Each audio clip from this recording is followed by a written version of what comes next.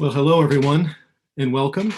My name is Tom Banchoff. I'm a Vice President for Global Engagement at Georgetown University and also a Senior Fellow in our Berkley Center for Religion, Peace, and World Affairs. And I'm really delighted to welcome you all today to a conversation with my friend and colleague, Dr. José Casanova.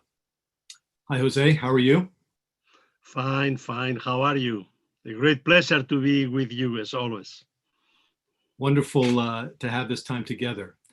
As you all know, our topic today is public religions in the COVID-19 world. And I might add sort of how we got here and where we're going. So it's a vast topic, which will give us an opportunity to range widely. We'll try to discipline ourselves, though, and leave plenty of time for Q&A at the end of the session. So you can already start posing your questions, and we hope to get to as many as we can. But first, before I introduce Jose, just a word about the genesis of this event. As Jose well knows, the Berkley Center had been planning a celebratory conference last year to mark 25 years of his landmark book, Public Religions in the Modern World, which is now, you'll correct me if I'm wrong, Jose, I believe been translated into 8 languages.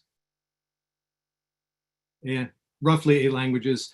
And I know there's a Japanese edition being republished again this year. Now, of course, we're going to we've had to put off that celebration. We'll have the conference next year. It'll sort of be a long quarter century after the book came out. But what you've done is really remarkable over the past 12 months. You've organized a series of in-depth conversations with global experts on religion and world affairs, many friends and colleagues of yours.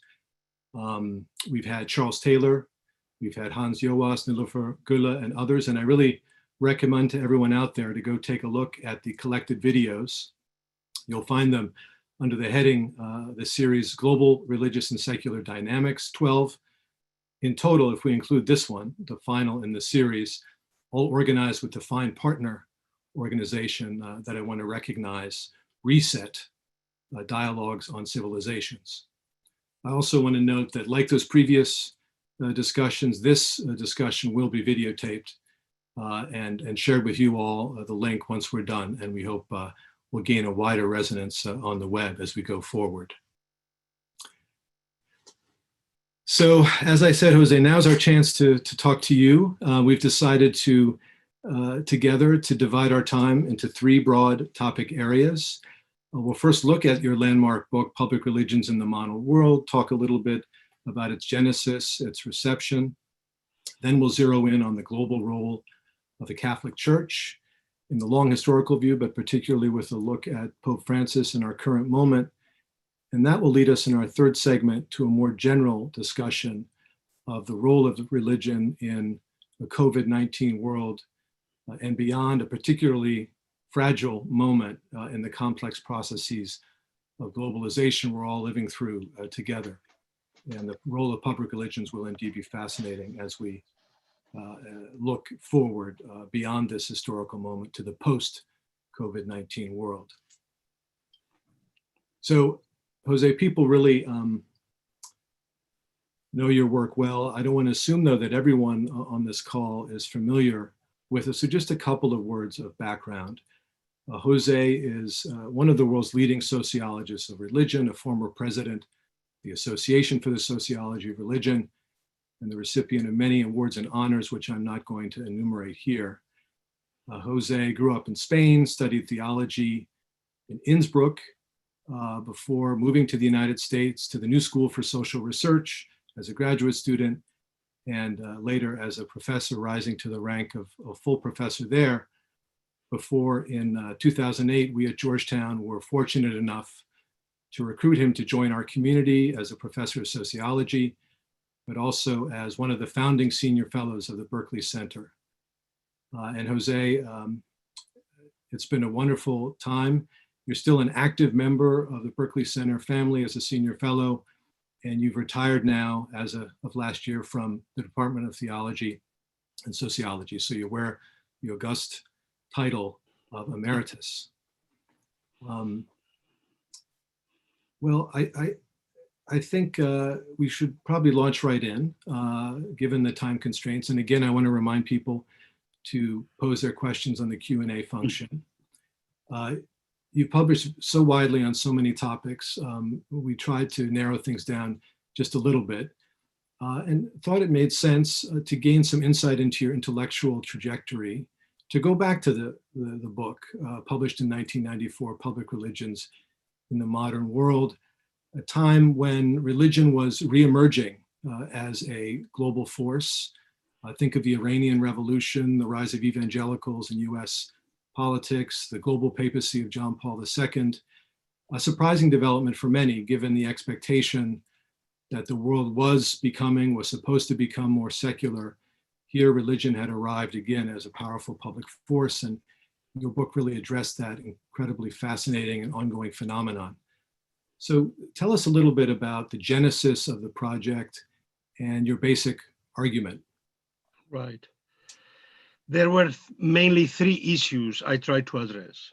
One was, how do we understand this so-called religious revival, global religious revival? I was not the first one to point out to it. There were many, many theories floating around. The return of the sacred, David Bell was the first one. And then, of course, discussion on fundamentalism, the desecularization of the world. I was unhappy with all of these general analysis of what was going on. And so I came with the idea of deprivatization. That's kind of the key process happening. So this is one aspect of it. And I actually had already begun in an essay which I wrote in 1987, The Politics of the Religious Revival. I sort of tried to set out this question, but I didn't have any answer myself. The answer came by my own empirical work, involvement in the transitions to democracy in Spain, Latin America, Eastern Europe, and seeing the role of the Catholic Church in those transitions.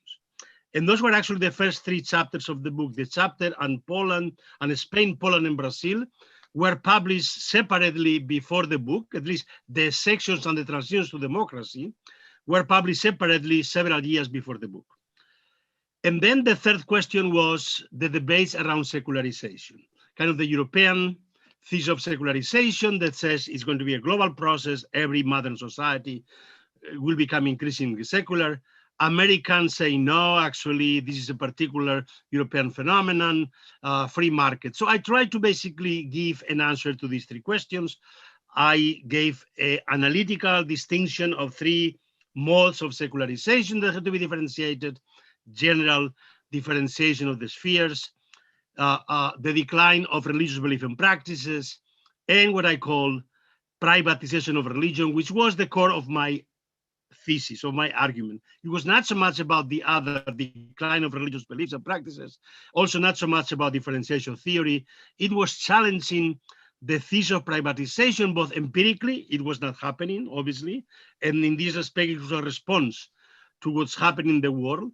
But also normatively, I wanted to challenge liberal theories of democracy that argue normatively that religion ought to be a private affair because it threatens democracy if it enters the public sphere. So it was, in this respect, it had an empirical argument challenging empirically the thesis, but most importantly, for me, it was challenging the thesis normatively. So as you say yourself, it really grew out of your interest in a set of cases where the Catholic Church was a key actor.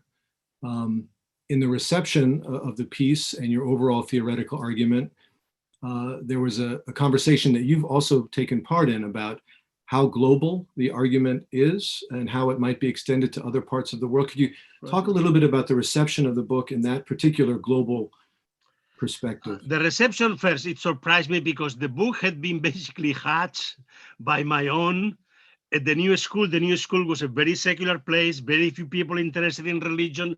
My own students had no interest in religion, but kept taking courses with me that basically developed the different chapters of the book. So I had never been a member of the Sociology of Religion Association. I had never presented in meetings. And suddenly the book came out and it really, really immediately changed the debate. But yes, I already pointed out in the introduction that this was a Western-centric study, but precisely the pretext pointing to the Iranian Revolution, pointing to the rise of the moral majority, and pointing to other areas of the world was very, very clear. This was not only a Catholic phenomenon, but it was a global phenomenon.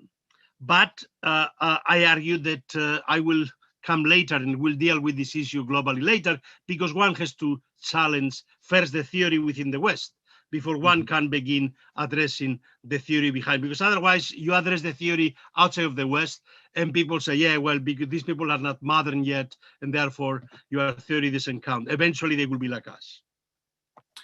So let's spend a couple minutes on the theoretical discussion. As you pointed out just now, there are elements of the secularization thesis you are not challenging. The idea that the spheres are being differentiated, that religion is being separated from the economy, politics, and the like. Even the idea that religious belief might be in decline in large parts of the world. You accepted then and you accept now elements of those two aspects of the thesis? Well, basically what I argue against the Americans that were saying that secularization is a myth, I say it's not a myth. In Europe, it's a reality. It's a very, very real fact. And yet the theory, the European theory explaining why Europe is so secular is wrong. It's not modernization that explains European secularization, but at the point I had no response myself, but something else, because modernization in the US and in many other parts of the world didn't lead to religious decline. On the contrary, led to religious revivals. Therefore, we have to separate the two theses. But also differentiation, obviously it has been different in the West, even within the West in different parts. So we needed to have a much more comparative historical analysis of process of differentiation and how they affect these dynamics. Ultimately, it's a comparative historical argument. I never attempt to develop a general theory of anything. I think that general theories are not very good in social science. If they are too general, they are to a certain extent so general, so abstract that they don't tell you anything about reality. And basically, as a social scientist, my approach is comparative and historical. So the argument was, let's do through comparative historical analysis of these three different processes, how the differentiation of religious and other spheres takes place, when it takes place, how much and when you have declines or rise religious revivals, and third, to which extent religion remains a private affair, when does it enter the public sphere? And maybe before we move on to some specific, more contemporary topics, how did the reception of the book influence your own thinking, and how has that thinking developed? Are there elements of the thesis that you've adjusted in your own mind since then? Very much, especially because the only person I was debating those issues at the new school was Talal Asad. We were teaching together a seminar on Judaism, Islam, and Christianity. And the first truly serious critique of the book. Otherwise, there were practically no other major critique of the book.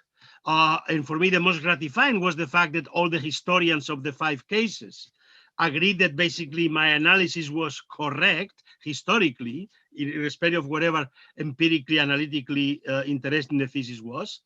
But it was this argument that I simply gave at least too much power to the differentiation thesis, and that I didn't consider enough the fact that this was part of what he calls the triumph of secular reason over religion. And so I then began to get into the whole issue of secularity and secularization, secularisms, the secular. And of course, then came the work with Charles Taylor and Hans Joas. And so this is a second project beyond public religions, the whole argument of multiple secularities, multiple secularizations, multiple secularisms. Good. Well, we'll have a chance to come back to some of these subsequent ideas and literatures, but let's move to the second part of our conversation, which is to do a bit of a deeper dive on the Catholic Church as part of the constellation of the return, if you like, of public religions. And there, I've always been struck by one of the arguments that you make that's a theme throughout your work, about the astonishing, really, transformation of the Catholic Church in the modern era as a global player, as a global actor. If you think back to the 19th century, the church was really on the defensive, very isolated, had lost its temporal power in Italy. The Pope had retreated behind the walls. The Vatican was launching attacks on modernity in all of its forms, it seemed, against liberalism, against socialism, even against the idea of religious freedom. And yet here we are a century later, and already this trend was evident toward the middle of the last century. The church is a global player in many ways. It's not insisting, as it once did, on its institutional prerogatives, its temporal power, which was once a central focus. It's very much engaged with the wider world. And as a result, you argue, has actually become more influential from that low point of its influence in the 19th century to becoming an important force, an important global actor in its own right. Can you talk a little bit about that transformation and what was driving it? And then we'll bring it up to today, because obviously the church faces a range of challenges today. I mean, again, probably the most important move I made methodologically goes away from comparative historical analysis of nation states. It was, my argument was still organized in terms of case studies of comparing nation states, to go to the global level of comparative historical analysis at the global level. Not necessarily of cases, of national cases, but to look at the global unit as a comparative process. And I wrote this essay in 1997, the one you are referring to, Globalizing Catholicism and the Return to Universal Church.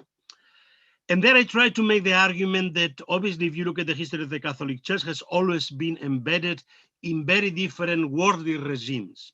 First the Roman Empire, then the medieval system, then the system of nation states, and now a new world regime was emerging, within which precisely the Catholic Church was assuming an important, if you wish, almost pioneering role. Yes, at the end of the 19th century, very few people had given even any chance for the papacy to survive. When at the year 1900, only 4 countries recognized the Vatican state, only 4 countries, 4 Catholic countries. And then slowly throughout the 20th century, it goes, and today basically other than a few communist countries and Saudi Arabia, practically every other country in the world recognizes the Vatican. But this is not only the question. The question is that for the first time, the popes, who only claim to have spoken urbi et orbi to the city and to the globe, really only in the 1960s, they began. First, already before, Radio Vaticana had become a global radio. And the Vatican had very clearly begun to communicate directly with Catholics all over the world, beyond the Iron Curtain, all over Asia, all over Africa, all over Latin America.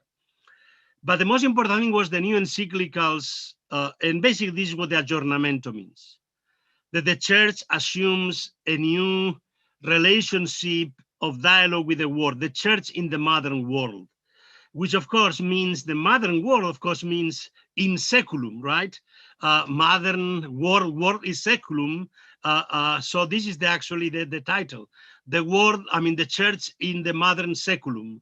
And so it really is an understanding of a new relationship to a regime, but also to a new age, which is starting. I was struck later when I began, when people began talking of globalization and social scientists that began to develop theories, how the Council Fathers already had recognized the fact as a sign of the times, that we are entering a new global age in which humanity was becoming one, in which diversity, plurality, the need to recognize human rights, the dignity of the human person, and the need to work together for the global common good. So the idea that the popes were the first ones to go beyond the international system of states and begin to talk to global humanity as one. And to think that, and this is of course the fundamental, I would argue, task precisely of global religions that we are seeing, but we can leave this for later. Yeah, let's come back to that and maybe look at one historical example who figures prominently in your work for good reason, Pope John Paul II. Is he an example of not just a religious leader, but a political leader? And if so, how do you think about the influence of the church? Is it moral authority? Is it the mobilization of Catholics within national political systems? Is it both? How do you think about that? I mean, in his case, there is a unique role because of his role already having to fight with communism in Poland and his certainty of having survived communism. So there is something specific about Paul II, John Paul II. But already John the 23rd, the way he incorporates human rights, begin to go to the United Nations. Paul VI is speaking to the United Nations. Their encyclical Pacem in Terris and Populorum Progressio, those are really encyclicals addressing global issues. Pacem in Terris comes after the role that John the 23rd plays in the mediation of the Cuban crisis. So now here you have the two superpowers, which are at the point of basically entering nuclear war, and they have to recur to some kind of mediation. And we are go back then to the Middle Ages, in which the papacy plays this role of international court of appeals precisely to pacify conflicts. So in this respect, I'm more interested in the structural role of the papacy than in the way in which particular individuals occupy this role. Yes, John Paul II had a unique charisma, and obviously the way he became a world traveler and the way he was able to basically communicate with the masses everywhere. He was a charismatic leader, and because of that, a very authoritarian charismatic leader also. But I've always been struck, if I always insisted, look at the 5 last popes: John the 23rd, Paul VI, John Paul II, Benedict XVI, and Pope Francis. 5 great popes, radically different one from the other, and yet all of them having made great, if you wish, contributions to the role of the papacy in global affairs and within the church. So this is what also is interesting about the role of the papacy. Has really taken on a unique role now that didn't have. It always claimed, of course, to be the supremacy, but it was only insisted as a dogma in Vatican I, and before there was no real contact between the Pope and the faithful. So, of course, the papacy became the core of Catholicism. But precisely because of that, popism, popery was a negative concept. So the question is, how do you go from being something negative, popis, popery, to become something positive that basically plays a role in which it's accepted as something positive, even for non-Christians and for other civilizations? Yes, and yet if we look at the contemporary world, right, the church faces a range of critical crises, internal, external, crises of legitimacy. Think of the clerical sex abuse crisis, think of issues of gender and sexuality. Are we at a new inflection point where we're seeing the limits of an opening to the world, or the way in which that's going to continue to generate controversy within the church and beyond? Yes, and obviously the sexual scandal, sexual abuse scandal is critical. I've always argued that compared with the way I talk about the Catholic bishops playing precisely this public role in the public sphere of American society and economic issues and political, geopolitical, and then losing their public voice, and then being afraid of speaking publicly and basically tying themselves to the moral majority, to the evangelical right, and then becoming involved in the polarization, in the culture wars of the United States. So, of course, if you wish, the Catholic Church can only play this role if it can claim as to speak in the name of the common human global good of global humanity. But once it gets stuck into the very global culture wars and takes sides on it, then of course cannot play this role.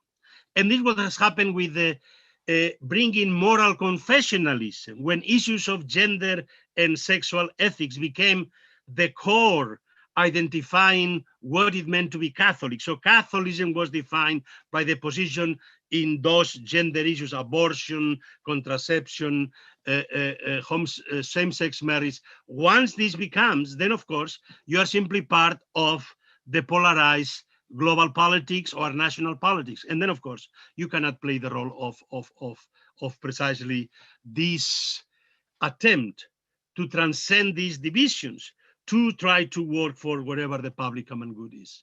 And of course, this is the great attempt of Pope Francis, seeing that what had happened with Wojtyla and with Ratzinger, namely with John Paul II, and was that the church was stuck on moral confessionalism. It was very clear in the second election of President Obama, when the Catholic Church was stuck with the whole issue of same-sex marriage, when everybody else in the United States, including the Republican Party, moved ahead and forward. So it was a recognition that we have to go back to, as he calls it, the hierarchies of truths. The truths of the gospel are the core of the Christian message. The other truths, obviously, he says, I'm not going to change them, but they are not what defines us as a Christian church. They are important, and we have to open a debate about them. Yeah, I think we can come back to Pope Francis for certain, but I wonder if, just to push you a little bit on the idea that the church can stand back from the culture wars. Yes, in certain areas, certainly in the sort of militant, narrow way that you've described. But let's take the issue of gender and the role of women. I mean, here's a cultural issue, a global issue that the church has to face head on. Wouldn't you agree? Right. Yeah. Yes, but there are different ways of facing it.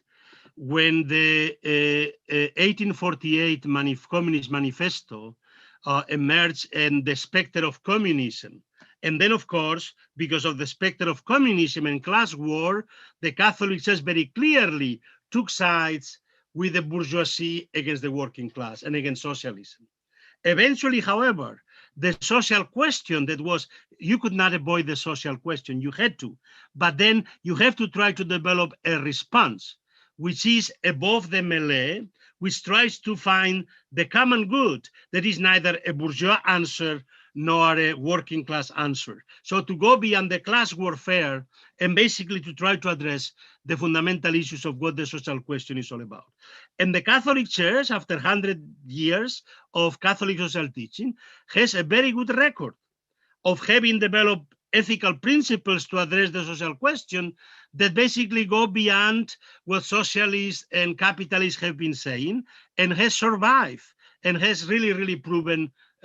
So what I'm saying is the Catholic Church and gender issues is at the very same phase of the social question in the middle of the 19th century, has not yet begun really to address which aspects of the gender revolution are positive because they enhance the dignity of the human person, and because they contribute to the common good, especially common good and women, and which aspects are perhaps problematic precisely because they, instead of enhancing the dignity of the human person, leads to the exploitation of individuals, especially of women, as part of the sexual revolution.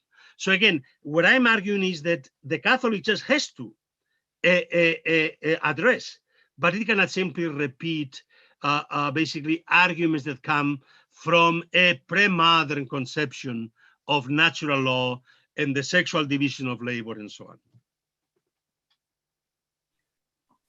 Good. Well, let's come back to Pope Francis. And you pointed out some of the structural continuities in the papacy since Vatican II. Clearly, there's a sense, though, that Pope Francis, and you alluded to this yourself, represents a new departure, going back to the gospel and the fundamentals, re-engaging with the world. He calls it a culture of encounter. To what extent is that influenced by his being a Jesuit? In other words, is there a particular way of engaging with the world that one can identify with the Society of Jesus? You and I worked on this, on a book and a project, but that was early in Francis's papacy. And now I think we can reflect a little more on that long historical impact on what's unfolding today. Well, first, I don't want to make the issue that he's the first one to go to the gospel. The gospel is at the core of the message of all the previous popes as well, so there's no point here. The argument is that their own encyclicals and global issues are still within the dynamics of what could be called global capitalism and this is what's very clear in Jean Paul II Centesimus Annus, which is the first look at globalization, but they're still very much still within the notion of global capitalism, or within the question of the global system of nation states, the Westphalian system being globalized, and issues of war and peace and nuclear disarmament, etc. What is new in Pope Francis is the recognition of these new global challenges, which neither through capitalism, through the market, nor through the system of nation states can be addressed, namely environmental issues, immigration, refugees, and now very clearly the pandemic. Those are global challenges that no single nation state can address, but also that the international system, the way it is formed, has difficulty addressing. So this, I think, what is new about Pope Francis, a recognition. Now, this comes, yes, partly because of his Jesuit background, partly because of his Latin American background, his own experience in Argentina, obviously, seeing those problems. But yes, the culture of the encounter is crucial here. The recognition that we've entered a new global age in which a new dynamic of globalization is particularly important. As you know, we've argued about the three phases of globalization: the pre-modern before Western hegemony, the Western hegemony one, and now the contemporary one. One could also argue of three different dynamics of globalization. The one which creates a single, uniform, homogeneous, relatively world capitalist system based on division of labor between center and periphery. A second is the world system of nation states, which you have is plural, but not pluralistic. They are all basically copies. Nation states are copies of each other. And then you have the emerging world system of religions, which is not only plural, but pluralistic. There will be not one single global religion. Not all religions are going to be the same or similar, are going to have the same structure. The same, all nation states have similar structure. But each religion claims to be unique and different, and having the right to be unique and different, and yet demands recognition from the rest of religions as being, if you wish, valid for all of humanity. It is this in between universalism and particularism that characterizes this religious pluralism. And this is for this only the culture of the encounter, only the recognition of each other. It is the process of recognition of the differences and the similarities, our common humanity, and yet that each of us has a different response to the challenge of humanity, and we have to recognize and work together. So I think this is what really makes the culture of the encounter crucial for our global age, because we recognize that neither the global capitalism nor the world system of nation states can address these fundamental new global challenges. We have to do it through the culture of the encounter of mutual recognition and everybody working together for the common good, despite our differences. Very good. Well, that's a wonderful transition to our last set of questions, which really bring us to the current moment and the challenges we face amid the pandemic and looking forward. Let me remind people to please submit questions through the Q&A function. We're going to have plenty of time for a wider conversation. So let's talk about this moment against the backdrop of your comments now about the wider constellation of public religions, religion, and the secular on a global level. We've seen a pandemic. We're still, alas, in the midst of a pandemic, which has revealed and, of course, exacerbated a range of problems. You've referenced some of them. Among them, the rise of inequality within and across societies, strains on solidarity, or what Pope Francis calls fraternity, but also the crisis of democracy, coupled with the consolidation of autocracy in different parts of the world. None of these are new, but the pandemic has really revealed fissures, as you pointed out. Is there a new role for public religions? You're suggesting there is at the intersection of these various crises. Could you elaborate a little more how you would see a new possibility for? Obviously, all of this is very complex. We are in the midst of a radical transformation, global transformation, and we don't know where we are going. We know what the old system was, and the old system cannot function well, but we cannot simply replace it with something new. So we simply have to a certain extent, try new ways. Now, what the pandemic has revealed above all was precisely the strength of nationalism and the nation state, the national interest. For me, what was most revealing, I was in Europe at the time, and most revealing those days, even the European Union, the Schengen system, in which there were no borders. With the pandemic, every single European nation state unilaterally, without consulting with anybody else, simply closed their borders. And then the national interest becomes basically preeminent. Now we know that ultimately we are all in this together, and without solving the pandemic at the global level, we will never be safe. So it's not only a question of solidarity, it's a question of self-interest. So this is where I talk about the new global challenges. It's not the old in which you have winners and losers. You know, in the world capitalist system, yes, there was center and periphery, and the center got ahead. There was a division of labor, inequality.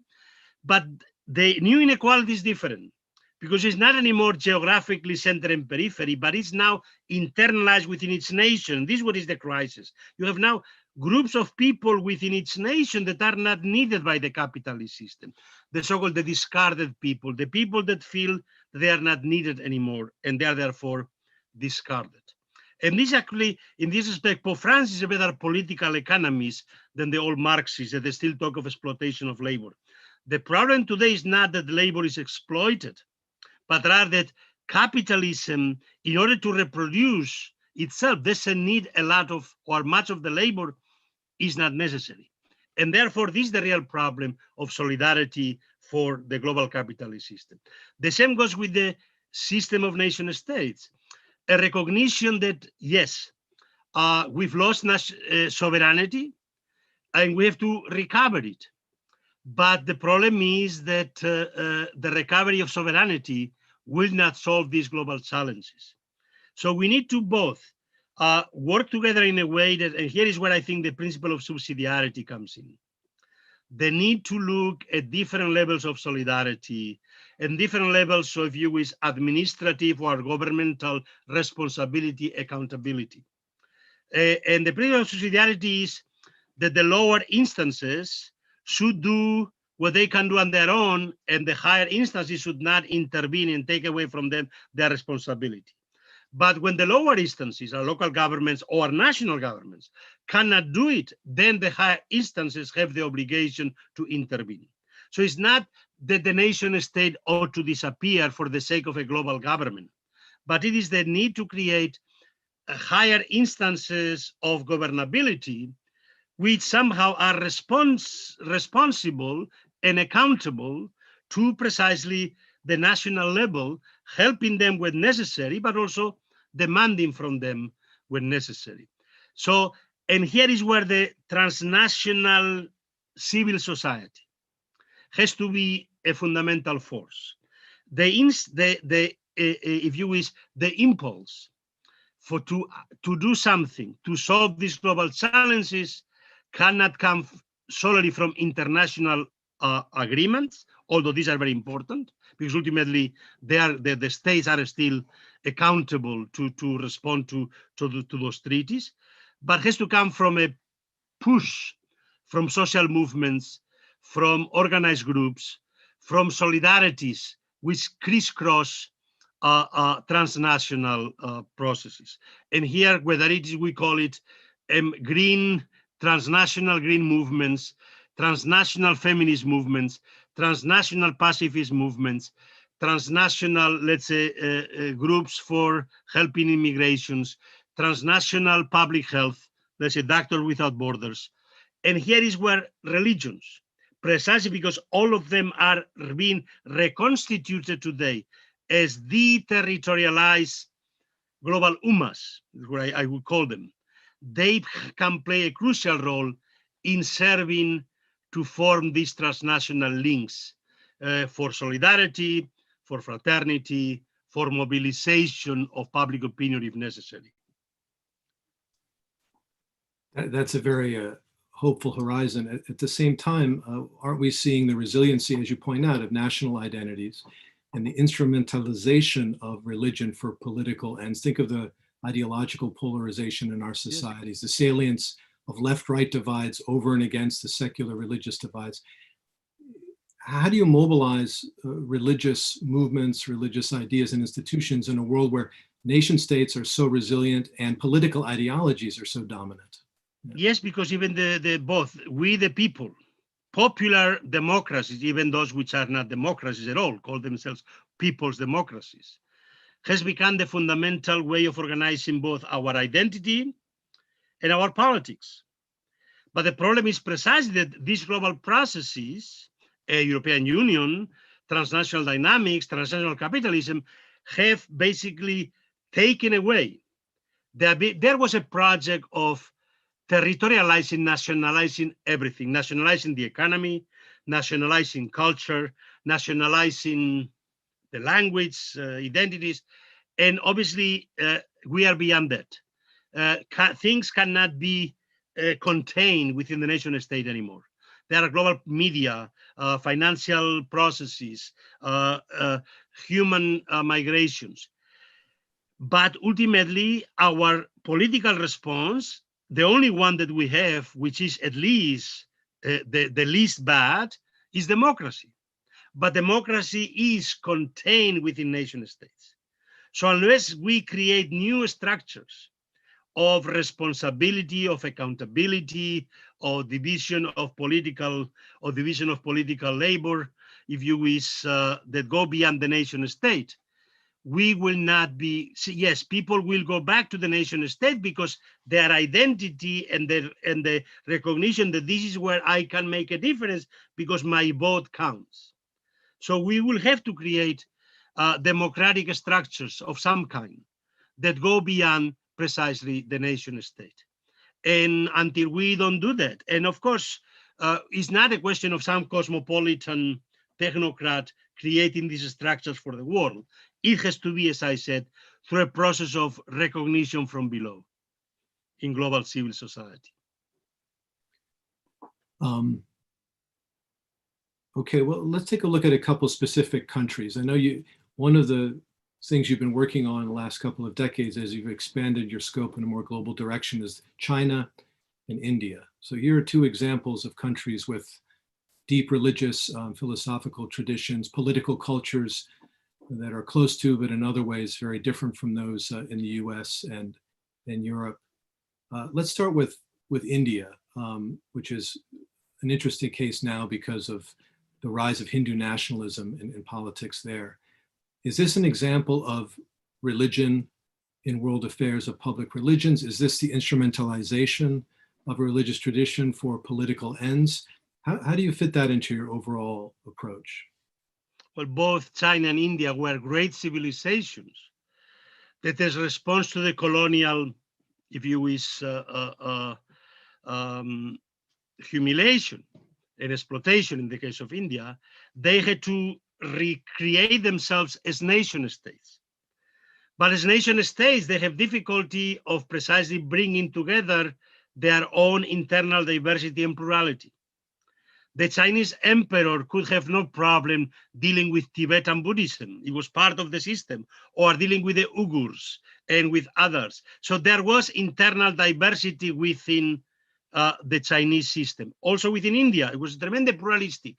But then comes the formation of the nation state, and Hindus and Muslims that had been together for centuries could not be together and had to separate themselves into Pakistan, East and West Pakistan, Bangladesh. And even now within India, we know the difficulties for recognition of this minority, 10% of the population which is Muslim, but 10% of the population which is Muslim means there are as many Muslims in India as there are in Pakistan or in Bangladesh. And so on with every other group. So once what is a civilization, a religion becomes territorialized, becomes nationalized, then it enters into the whole problem of polarization of nation states. This happened to Judaism, right? Judaism was the global diaspora religion, has no territory. One has become territorialized through the nation state and reproduces all the problems of the nation state. We see it right now in what is going on in Israel right now, the difficulties of an Israeli nation state to create conditions really for Muslims and Jews and Christians to live together. So this is the fundamental problem. We have to look for ways of recognition that go beyond the nation state, and that precisely they are transnational dynamics. The Chinese nation state cannot incorporate the Chinese abroad, the Chinese diasporas in Indonesia, in Malaysia, in Hong Kong. It tries to do it by bringing them into the territory rather than civilizationally. But then within the Chinese nation state, the Tibetan question, the Uyghur question cannot be solved. So this is the fundamental.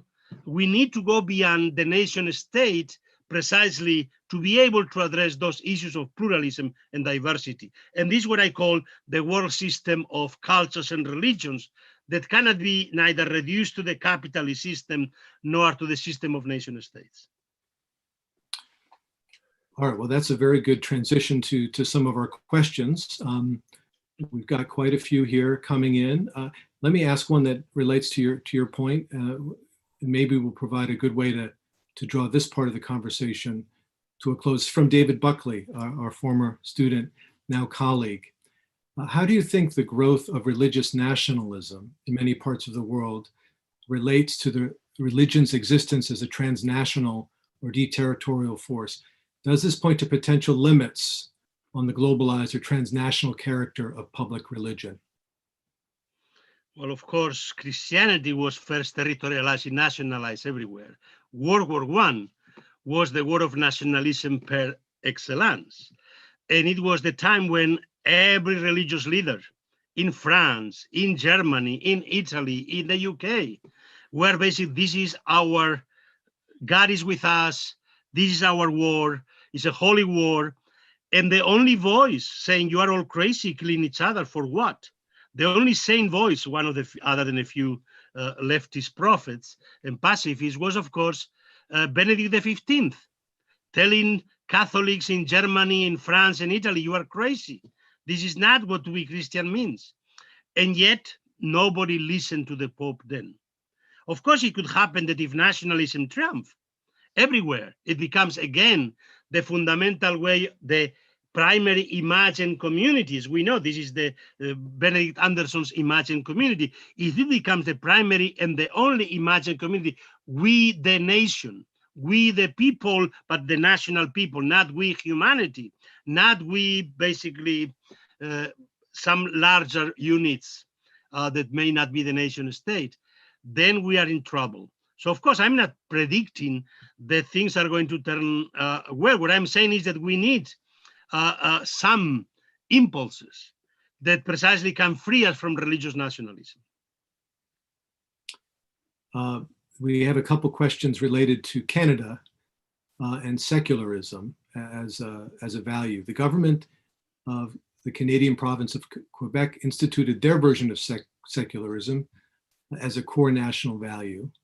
What is your view on secularism as a state or institutional value? This is a way of bringing India back in, for example, as well. You've written about secularism, secularity in many ways. How does it relate to our conversation here? Well, I've always argued there are two types of secularism: ideological secularism, which has to do with the theory of history about what religion is and ought to be or ought not to be, and then secularism as a statecraft. It's a way for states to manage religion. And of this political secularism, there are two main types. There are those which actually try to protect religious pluralism and to protect, if you wish, the equality, to be fair and recognize all religions. And to a certain extent, this is the model for Canadian secularism as a whole. And then you have the model of laïcité, which is the French model and adopted in Turkey and adopted to a certain extent in Quebec. Quebecois secularism is very much close to laïcité, which is basically an attempt to privatize religion and basically to create a public sphere free from religion. And here the funny thing is that Quebecois secularism is basically post-Catholic secularism.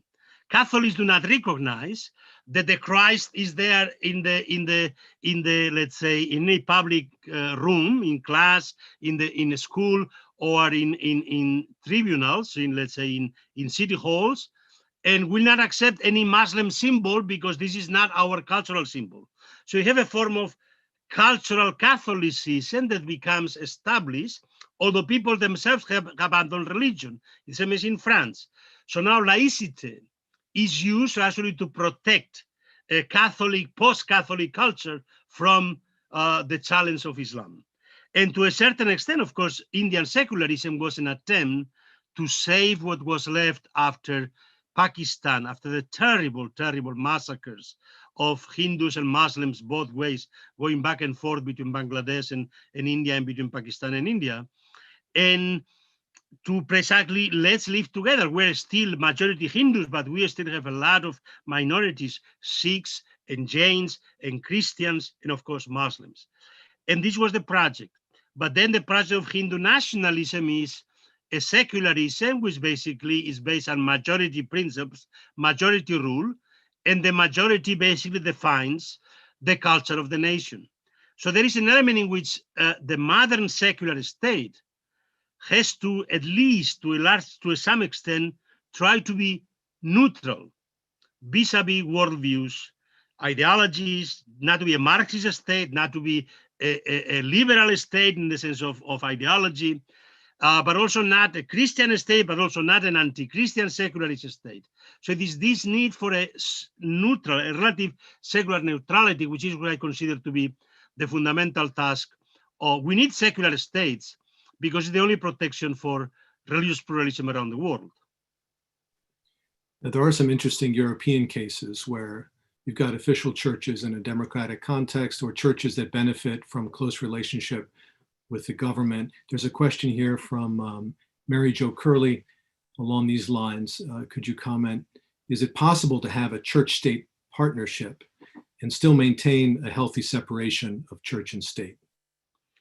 Well, again, I argue there is no single model which should be globalized. The best we can do is simply to improve on the particular models we have. There's no point in bringing the American model to France or bringing the French model to America.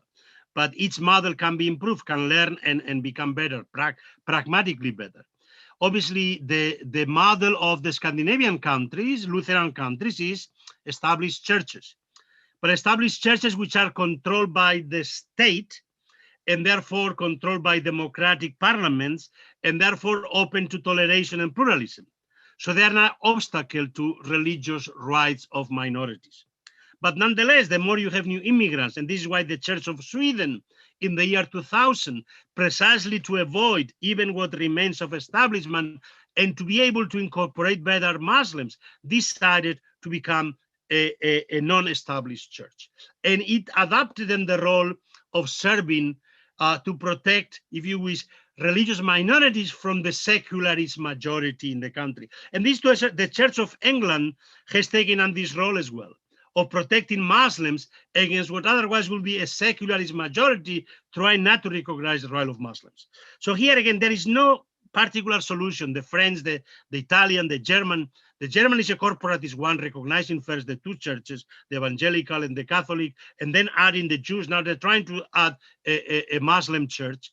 Well, those are pragmatic adjustments that are necessary. So democracies are supposed to learn and change as we the people change. The people changes and the country should change accordingly. Well, we're moving around the world with these questions. Yeah, keep sending them in. There's no country, no part of the world Jose cannot comment on expertly when it comes to religion and politics. For example, the United States. So the context for this question and a couple of others is that component of the secularization thesis that predicted a decline in religious belief. And as you and others have argued, the United States, at least until now, has been an exception in that levels of religious belief, affiliation with Christianity in particular, have remained fairly high until the last couple of decades, where polls show that only 2/3, as opposed to 80% now, identify with Christianity. 25% of Americans are unaffiliated or say they are unaffiliated with any particular religious traditions. So the question arises, and I'll pose it here. It's really about the exceptionalism of the United States with respect to this dimension of secularization. Is the United States moving in the same direction as Europe? How do you view the increasingly prominent view, Richard Camino asks, that secularization is happening in the US, even though belatedly? Well, it's happening, but not in the same way as in Europe. I mean, the problem with the old thesis was based on the notion that religion is traditional, Gemeinschaft, and modern societies are Gesellschaft, and there is no room for Gemeinschaft within Gesellschaft. This is the way in which the traditional theory was put. Religion was understood as a traditional thing that goes back to traditional societies. But religion in America was never a traditional thing, was always a very modern thing. Religion is not that people were very religious before independence. It was actually, they only became more religious after independence with social mobilization, with religious revivals, with democratization, with capitalism, with the growth of civil society, schooling, etc. So American religion is a product of American modernity, not something before modernity that will disappear with modernity. And this is what has happened in much of the world. The religious in India are not traditional residues that somehow survive. They are products of the mobilization against the British colonialism. So modern Hinduism, modern Islam in India, they are very much products of these processes. So what happens now? The thesis is not that, and that's why America is not exceptional. Of course not. It follows historical processes and political processes in any other country. And so what happened is that as religion has become involved in politics in a way in which a lot of people find basically problematic, especially young people, then they become alienated from this particular form of institutional religion. So it's not that finally Americans are becoming modern like Europeans. They were never modern before, but simply that's a response to very political processes in America today. People are simply taking an anti-institutional, anti-religion attitude. So young people are turned off because they don't understand the position of the churches on gender issues. And therefore, they are simply fed up and don't want to have to do anything with these religions. So, but this has nothing to do with secularization in the sense in which inevitable modernization. It has to do precisely with political struggles and the role which churches play in those struggles. So you don't see any longer term forces at work in the direction of, well, for lack of a better term, secularization. Let's take atheism, right, as an identifier. Yeah, no, sure. No, I mean, Robert Cimino is the expert, of course, on atheism and the nuns. I mean, he's my own student. And as Robert knows, what was interesting about those groups, that they had to somehow develop themselves as denominations to be recognized, the right to exist the way religious minorities have a right to exist. So their first organization was, I'm also a denomination. We non-believers have also the right to be recognized. That's why when Obama in the second presidential inaugural address welcome not only the non-Christian religions, Hindus and Buddhists and Muslims, but actually non-believers into the American civil religion. So it was not only non-Christians, but non-believers and our gay and lesbian brothers and sisters into the American civil religion. So it was opening precisely this notion of a social contract. Who are we, the people who belongs? Fully rightly. Yeah. All right, let's get through some more questions, continuing our tour here. This is from Juanildo Buriti about Latin America. Okay. Are you ready? Okay.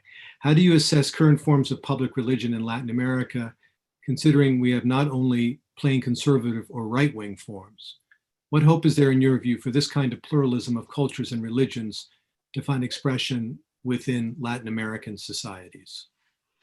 About 2 months ago, a huge book on religiones en las esferas públicas de América Latina. It's a huge, great collection of about 20 different researchers. And I've written the prologue to the book, and I was part of advisor to the project. And what comes out of the project is the pluralization of religions and the pluralization of public spaces. That the fragmentation of authority, nobody controls religion, nobody controls the public sphere. So it is this pluralization, left and right, and of gender and indigenous and all kinds of issues. And so it is this which really is what distinguishes the new model of a radically pluralistic, you could almost say cacophonic civil society. And so I recommend that you look for this book. It's edited by René de la Torre and Pablo Seman, published by Claxo and I don't remember, both in Buenos Aires and Mexico City. It's also on digital online. Related to this, could you say something about Pope Francis and his Latin American roots? Does his background help us to understand his role as Pope? Yes, because in Argentina, although his own background is that of Peronism, and therefore it was a kind of political populism, then obviously he had to come to terms with the civil war within the church, within the Jesuit order, and the question of pluralism, and then the kind of the neoliberalization, economic neoliberalization, and what it meant for the dismantling of the welfare state in the Peronist welfare state in Argentina.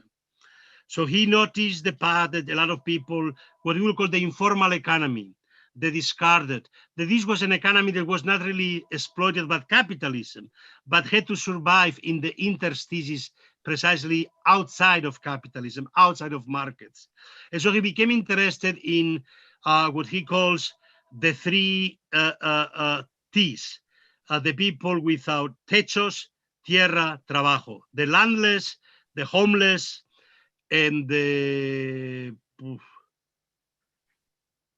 I guess the unemployed. Yeah, the unemployed. Yeah. And so he addressed those social movements, and he expected they were the ones to need to create conditions, because neither the old trade unions nor the populist parties could not respond to these needs. So they will have to somehow both, because he had seen how these people from below, through solidarity, through working together, have found ways of surviving, of self-relying on each other, that this was the kind of experience that was needed to be generalized into social movements. So he organized the social movements, had a meeting in La Paz, in Bolivia, and then he welcomed them to Rome. And then this is also the model to work with the immigrants and refugees, and the need precisely to give them recognition of their human dignity because they're outside the system. And so we have to create spaces, and the system itself is not interested in them because they neither vote nor pay taxes, if you wish, nor really contribute to capitalist development. So they are discarded. And so the question is then, how do we address those issues? Very good. Well, in the last 10 minutes or so of our time together, we have a series of questions that relate more specifically back to the COVID-19 crisis. And so let's go through some of those.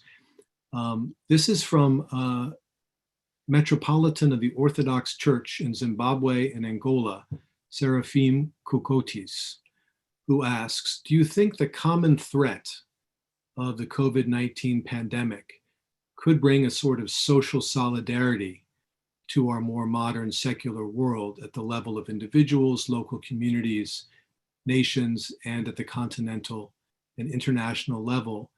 And what is the role for religious leaders in such a transformation? Well, as an Orthodox leader, as you are aware, one of the fundamental new developments in global Orthodoxy is the development precisely of global networks, of global links. The reemergence is not only the reemergence of the papacy, but the reemergence precisely of the ecumenical patriarch in Constantinople, precisely when he's also a prisoner also of, in Istanbul, a prisoner of the Turkish state, and yet has become now a transnational global leader of Orthodoxy. But of course, he competes with the other leader of Orthodoxy, the Moscow Patriarchate, that claim supremacy.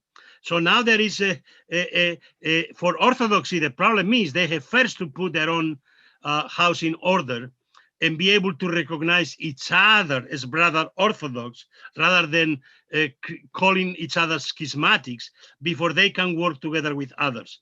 But we see the attempt of the Russian Orthodox Church, the Moscow Patriarchate, to become involved in transnational global culture wars in defense of the family, of traditional values, of traditional Christian values, against feminism, liberalism, against the European Union, against secularism. So the question is, again, whether the task is really to become involved in the global culture wars, which are polarizing, and become a part of the global culture wars, or whether they are able to build bridges, to encounter the other, to work together for the common good, not only for our own denomination, not only for Catholics, not only for Orthodox, not only for Jews, not only for Muslims, but really for all humanity. Very good. We have a related question from Milda Alisikini. The question is, how, if at all, can different religions help reconcile science and religion in cases like climate change and COVID vaccination? So the old religion-science tension in our global era. What do you think? Yeah. There are a lot, I think, of problematic assumptions about the conflict between religion and science. There has been a very, very tortuous relationship since the modern scientific revolution. And it's very different today. I mean, the Catholic Church had problem, if you wish, with the early modern scientific revolution. But then when it came Darwinian revolution, it never really was a problem to accept evolution as a scientific doctrine. And that's also why environmentalism and cosmophysics and so on, the Vatican today is at the very much at the almost, one could say, cutting edge of the debates around all kinds of the frontiers of scientific issues having to do with biology, with genetics, with artificial intelligence, and cosmophysics, and so on. We know that in the case of the evangelicals, it was different. The Protestants had no problem with science until the Darwinian revolution. Newtonian physics had no problem for Protestantism. It was the Darwinian revolution that created the crisis that in the United States remains. So the US is rather an outlier here, especially within the Western world, of a Christian society that is extremely, extremely skeptical of science. So you have the paradox of the society that produces in universities more Nobel Prizes in science than any other society, but half of the population doesn't believe in science. So this is part of the modern cacophony of our information age, of mass media, of fake news, and the fundamental mistrust of any kind of authority. So the problem of authority. So this is to a certain extent a consequence of the absolute attack on every form of authority and tradition, which modernity made. But now really it is the modern liberals that try to defend some authority of science. And it was the old traditionalists that do not accept any authority of science today, right? So these are the paradoxes of our crisis of authority today, that it is the most modernist and liberal that try to rescue some authority to truth, to science against pure fake news, while basically the religious believers don't believe in it. Well, let's return to sort of our position here at Georgetown for the last 5 minutes or so. There's a question from our colleague, Jerry McGlone, against the backdrop of our conversation about the crises associated with COVID-19 and where we move forward. How might Jesuits, he asks, how might the Society of Jesus as a transnational religious order with transnational and national schools and institutes help and be perhaps more focused on this effort of grappling with these new global challenges? I mean, one of the paradox, of course, after the suppression, the Society of Jesus returned almost really as a caricature of the false accusations of what had been accused when it was suppressed. It was anti-modern, anti-liberal, anti-science, anti-enlightenment, etc., anti-democracy. But it sort of became that, and because of that, an anti-modern nation state. And so it was thrown out of every European country, of every Catholic country, and took refuge in America. So the paradox is that the Jesuits order that was expelled from every European and Latin American country, found refuge in America. And here again, they began their global missions again, but also established so many universities that basically made them almost, if you wish, sedentary. The Jesuits were always trying to combine the two, to be contemplatives in action, to be missionaries, and they were afraid of being sedentary. That's why at first they were against the schools. So the question is how to go to the peripheries, to use the universities not precisely simply to serve your center, but precisely to open up to the rest of the world. And the task of, I think, the Jesuit universities, precisely because they are everywhere, to form networks, that they are able to look for global encounters, global communication, global ways of understanding the problems, because they have centers everywhere. So these centers, rather than being purely local centers, will become networks of global centers, networks of global processes. And I think this is what many of the pastoral, I mean, in Latin America, as you know, in the 60s, 70s, there was a lot of question about whether they should not give up the schools because they are simply schools for the upper classes, for the bourgeoisie. They should go to the poor. But it would be a pity if they go purely into the periphery and they do not remain also in the centers of power, but not to stay there, as Pope Francis says, but to open processes. So the idea is not to occupy spaces and sit there, but to take these spaces as an opportunity to open up to the rest of the world. And thinking of Georgetown, our home, and American Jesuit universities more broadly, do you see a special role for our institutions being in the United States, a country that has been so blessed, that has such influence, to initiate, but also to listen and learn from other Jesuit institutions around the world? Yeah. Of course, I mean, Georgetown is unique because it was established when there was actually no Jesuit order, right, at the time of the suppression. And it was also established as very much an American patriotic institution. So in the very seal of Georgetown, you have the eagle and basically a pluribus unum. So you have basically a very close fusion of American patriotism and Jesuit identity. But of course, this patriotism is linked to democracy and to an opening to change, to the world. And so as opposed to precisely many Jesuits that came from Europe and from Latin America expelled and brought this anti-democratic, anti-American kind of idea, Georgetown remained an Americanist institution within the Catholic Church and has always been that. And the School of Foreign Service was then opening in World War I precisely to this foreign service. The Jesuits should not recognize the difference between domestic and foreign service. They are an order dedicated to service to everybody. Domestic, foreign, there is no separation. There should be no separation for the Jesuits. Well, thank you, Jose, for that call to action. I kind of want to come full circle, though, and return to your career and your path. We've covered so much ground, so much history, but also a lot of geography in a short time. I know you're working on several projects. Would you like to share a little bit the issues that you're grappling with in your own research in this phase of your career? Well, the biggest issue comes out of precisely of the Jesuits project, which is still the big book. I mean, it took the public religions was in the making 10 years, from 1987 really to 94, 7 years really. So I'm basically now in the midst of probably 5 years within my head, how to do for our theories of globalization what public religions did to our theories of modernity and secularization.